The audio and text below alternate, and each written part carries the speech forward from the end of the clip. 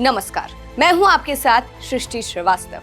भारत के पूर्व प्रधानमंत्री जवाहरलाल नेहरू की वजह से कांग्रेस सांसद राहुल गांधी पर कई बार सवाल उठे हैं। कई बार वो कई बातों को लेकर ट्रोल हो चुके हैं, कभी वोट चोरी को लेकर तो कभी कुछ। जब जब राहुल ने नेहरू की बात की तो वो ट्रोल हुए हैं और इस बार भी कुछ ऐसा ही हुआ है, जहां नेहरू का नाम लेने से राहुल बुरे फंस गए हैं। चलिए आपको भी बताते हैं पूरी खबर के बारे में। दरअसल आज देश के पूर्व प्रधानमंत्री पंडित जवाहरलाल नेहरू की पुण्यतिथि है। इस मौके पर देश भर में लोग और राजनेता उन्हें श्रद्धांजलि अर्पित कर रहे हैं। इसी कड़ी में जवाहरलाल नेहरू के पड़पोते और कांग्रेस सांसद राहुल गांधी ने भी अपने परदादा को श्रद्धांजलि अर्पित की। सोशल मीडिया प्लेटफॉर्म एक्स पर कुछ तस्वीरों को पोस्ट करते हुए राहुल गांधी ने लिखा, देश के प्रथम प्रधानमंत्री पंडित जवाहरलाल नेहरू जी की पुण्यतिथि पर उन्हें विनम्र श्रद्धांजलि।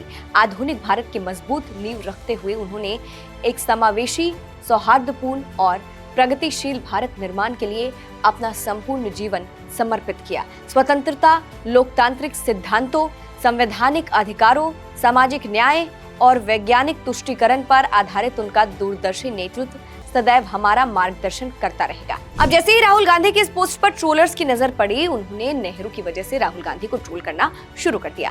एक यूजर ने नेहरू की तुलना आज की कांग्रेस से करते हुए लिखा, जवाहरलाल नेहरू जिस तरह की राजनीति करते थे उसे कांग्रेस पार्टी ने पूरी तरह भुला दिया है।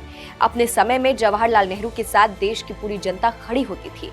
उनकी नीतियां विकास और बदलाव पर आधारित थी, न कि केवल सत्ता हासिल करने के लिए ओछी और छिछली रणनीतियों पर। दूसरे यूजर ने लिखा, काश सरदार पटेल पहले प्रधानमंत्री बने होते, आज देश सबसे आगे होता। एक और यूजर ने लिखा, भारत के प्रथम महान प्रधानमंत्री सिर्फ श्री सरदार वल्लभ भाई पटेल जी थे, नेहरू तो वोट चोरी की वजह से पीएम बना।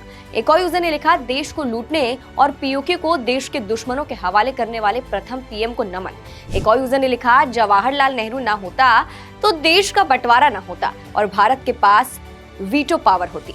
एक और यूजर ने राहुल को जवाब देते हुए लिखा, नींव नहीं रखी, नींव को काट के इस देश के 3 टुकड़े करवा दिए, इसे भी याद रखना चाहिए। तो कुछ इस तरह से लोगों ने राहुल गांधी को ट्रोल किया और अब जिस तरह से नेहरू का नाम लेने पर, उनके बारे में पोस्ट करने पर राहुल को ट्रोल किया जा रहा है, नेहरू की पुरानी चीजों को लेकर उनको ट्रोल किया जा रहा है। उसको लेकर कहा जा रहा है कि नेहरू की वजह से राहुल बुरे फंस गए हैं और एक बार फिर से ट्रोल हो गए हैं। अब आपको वो कहानी बताते हैं जिसके मुताबिक नेहरू नहीं, सरदार वल्लभ भाई पटेल देश के पहले प्रधानमंत्री बनते।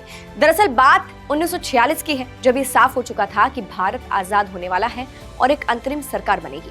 नियम ये था कि जो व्यक्ति कांग्रेस का अध्यक्ष चुना जाता, वही अंतरिम सरकार का मुखिया यानी देश का पहला प्रधानमंत्री बनता। कांग्रेस अध्यक्ष चुनने के लिए देश की 15 प्रांतीय कांग्रेस कमेटियों से नामांकन मांगे गए।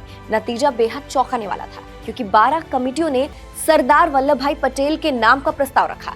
3 कमेटियों ने किसी का नाम नहीं दिया या जेबी कृपलानी का नाम आगे बढ़ाया। वही जवाहरलाल नेहरू को एक भी कमेटी का समर्थन नहीं मिला। लोकतांत्रिक तरीके से देखा जाए तो सरदार पटेल को ही कांग्रेस का अध्यक्ष और देश का पहला प्रधानमंत्री बनना तय था। लेकिन कहानी वहां पलटी जब महात्मा गांधी चाहते थे कि नेहरू देश की कमान संभाले, जिसके बाद गांधी जी की इच्छा को भांपते हुए आचार्य जेबी कृपलानी ने एक कागज पर नेहरू के नाम का प्रस्ताव लिखा और उस पर सरदार पटेल से दस्तखत करने को कहा।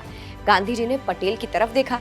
पटेल गांधी जी की बहुत इज्जत करते थे, बहुत सम्मान करते थे। उन्होंने बिना किसी बहस के उस प्रस्ताव पर हस्ताक्षर कर दिए और अपना नाम वापस ले लिया और कुछ इस तरह नेहरू देश के पहले प्रधानमंत्री बन गए।